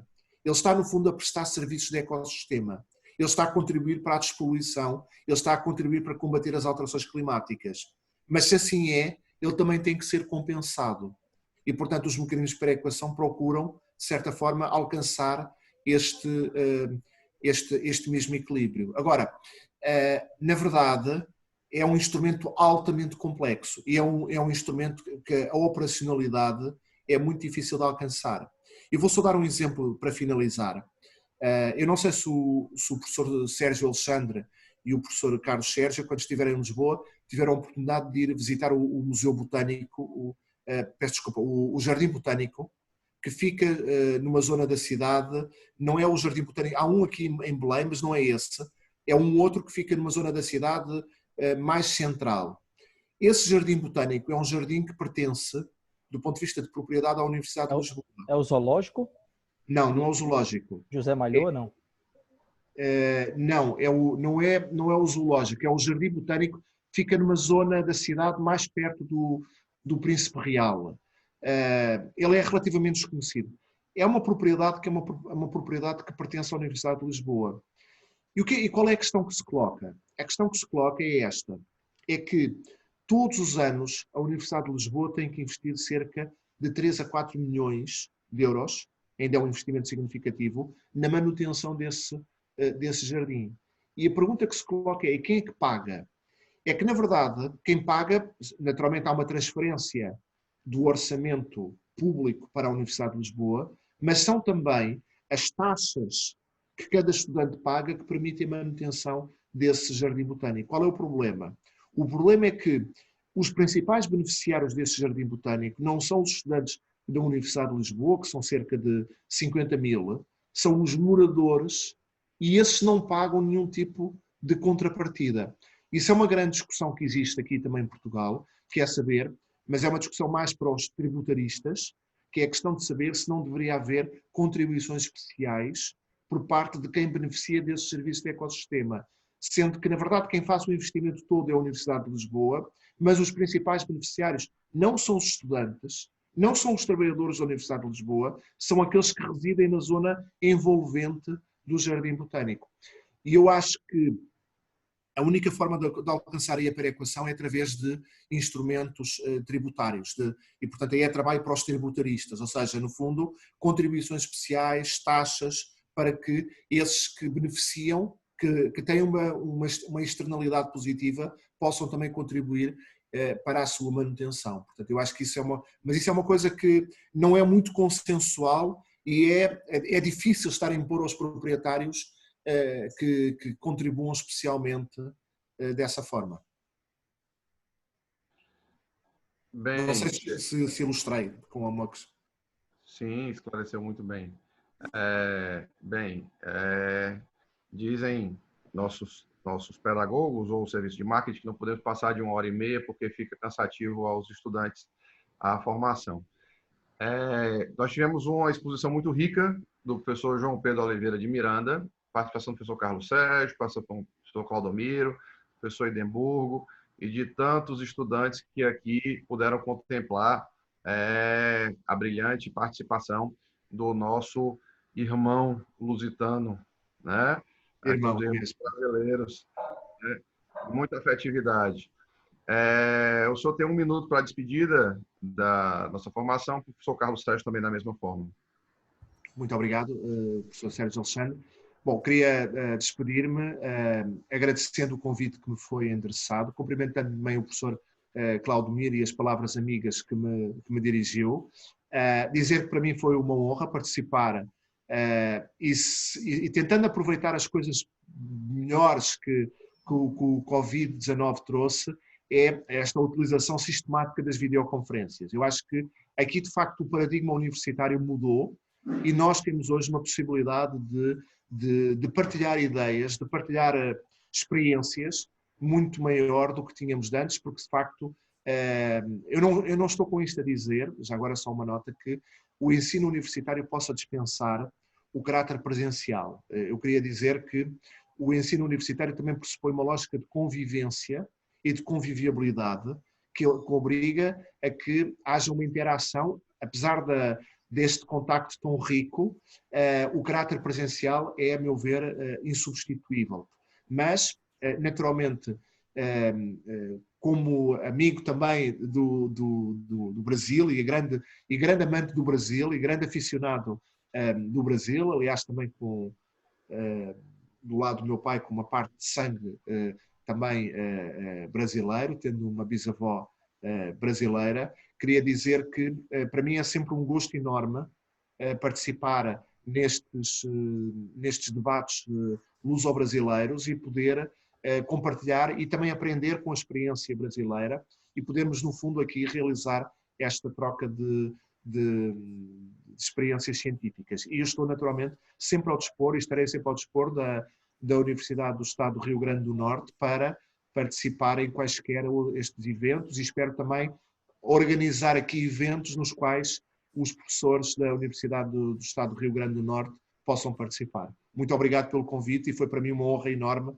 ter participado neste evento. Muito obrigado. Agradecemos enormemente a participação do professor Carlos Sérgio, mais uma vez o professor Claudomiro, o professor Edemburgo. Temos que encerrar, infelizmente, pela adiantada da hora. Podemos dizer aos nossos alunos que aqui nos assistem é que a terceira onda chegou. Há mais de 40 anos, ou quase 40 anos, que Alvin Toffler escreveu a terceira onda e finalmente chegamos ao home office, seja pelos efeitos de uma pandemia. E agora, infelizmente, temos que nos adaptar a ela, seja no nosso trabalho, seja no processo de ensino, seja na nossa convivência recíproca.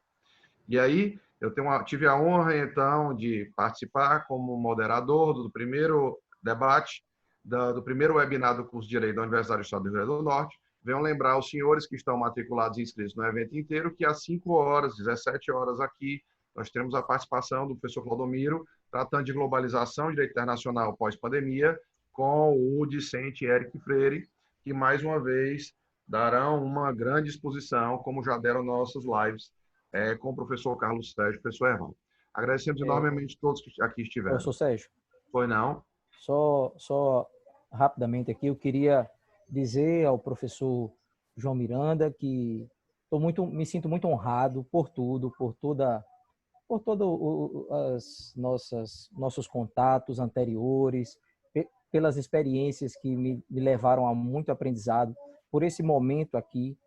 E eu espero que esse momento seja o início de uma parceria que possa se intensificar, né? E que os cursos de Direito da Universidade de Lisboa e da Universidade do Estado do Rio Grande do Norte possam estar ligados em projetos futuros relacionados à pesquisa, a eventos, e porque eu acredito que somente assim, né, realizando essa interconexão internacional, nós podemos fazer essa troca de saberes, aprender com a experiência portuguesa, aprender com a experiência brasileira, né? Nas provas de doutorado, alguns arguentes colocaram que gostaram do ponto de vista que eu levantei relacionado ao direito brasileiro. Eu acho que essa troca ela é muito válida, muito importante, e dizer também que a gente sempre aprende, né? Diante de um cenário como esse. Então, eu queria agradecer e devolver a palavra para a Sérgio, que vai fazer o encerramento, e até outro momento. Obrigado. Agradecemos, então, mais uma vez a todos os participantes, seja o palestrante, o professor João Miranda, o professor Carlos Sérgio, o professor Claudomiro, todos os discentes. Voltamos a nos encontrar, então, às 17 horas, com a palestra do professor Claudomiro e a participação do discente Eric. Ok? Muito obrigado, boa tarde, fiquem em casa, fiquem com Deus. Até uma próxima oportunidade. Muito obrigado e boa tarde. Boa tarde. Boa tarde a todos.